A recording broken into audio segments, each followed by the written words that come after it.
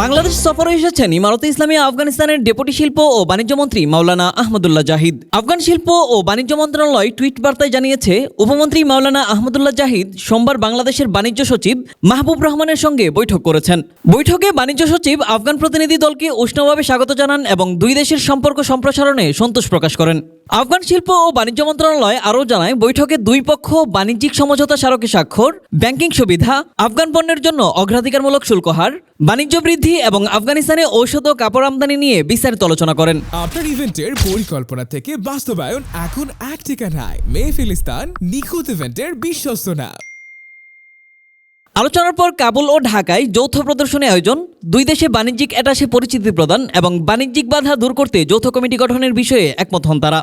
আফগান শিল্প ও বাণিজ্য মন্ত্রণালয় জানায়, বৈঠকে দুই দেশের প্রতিনিধিরা আফগানিস্তান ও বাংলাদেশের মধ্যে বিদ্যমান বাণিজ্যিক সুযোগগুলো অর্থনৈতিক সম্পর্ক আরও শক্তিশালী করতে সহায়ক হবে।